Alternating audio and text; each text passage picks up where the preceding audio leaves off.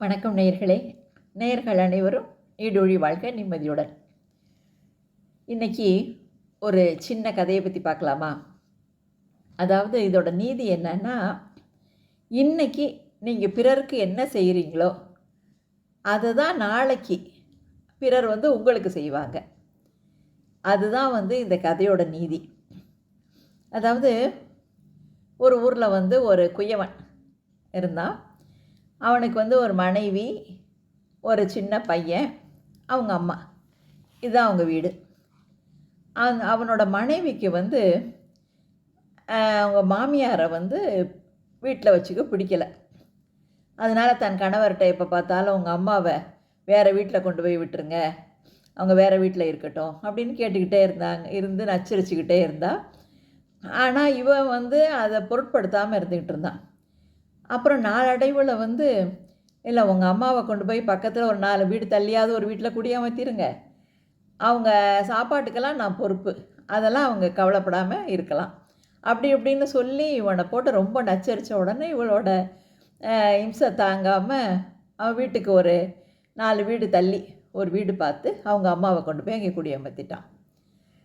அப்புறம் இந்த மருமக அவங்க மாமியார்கிட்ட ஒரு தட்டை கொடுத்து, நீங்கள் எப்பப்போ பசிக்குதோ என்னை வந்தீங்கன்னா நான் அதில் உணவு கொடுத்துட்றேன், அதை நீங்கள் எடுத்துகிட்டு போய் உங்கள் வீட்டில் உட்காந்து நீங்கள் நல்லா நிம்மதியாக சாப்பிடலாம் அப்படின்னு சொல்லிடுறான்.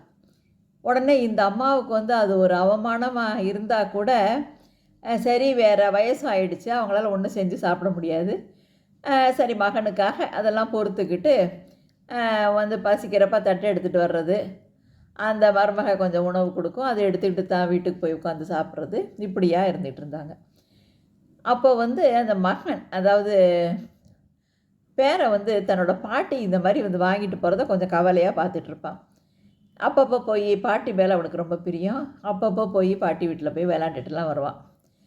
இவனும் கொஞ்ச நாளானால் அப்படியே அவங்க அப்பா எப்படி மண்பாட்டை செய்கிறாருங்கிறதெல்லாம் அப்படியே பார்த்துக்கிட்டு இருந்தான். அப்படியே ஒரு 10-11 வயசுலேயே இவனுக்கு கொஞ்சம் கொஞ்சம் அவங்க அப்பா மாதிரி இந்த பானை செய்கிறது, தட்டு செய்கிறது, இதெல்லாம் அவனுக்கு கைவந்த கலையாயிடுச்சு.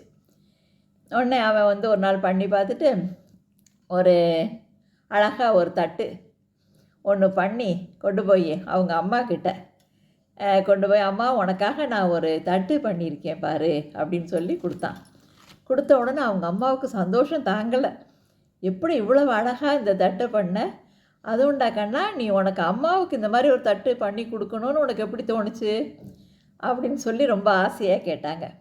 உடனே அந்த குழந்த அவன் ரொம்ப இன்னசென்ட்டாக அவனாக சொன்னான், அம்மா நானும் பெரியவனான உடனே எனக்கும் கல்யாணம் பண்ணுவீங்க, ஒரு மனைவி வருவா, அப்போ நீ ஒரு வீட்டில் போய் தனியாக இருப்பேல, ஒரு 4-5 வீடு தள்ளி ஒரு வீட்டில் இருப்பேல, அப்போ நீ என் மனைவி கொடுக்குற சாப்பாடை வாங்குறதுக்காட்டி தட்டு எடுத்துகிட்டு வரணும்ல, அதுக்காக தான் உனக்கு இந்த தட்டு பண்ணியிருக்கேன் அப்படின்னு சொல்கிறான். சொன்ன உடனே இவளுக்கு அப்படியே தூக்கி வாரி போட்டுது.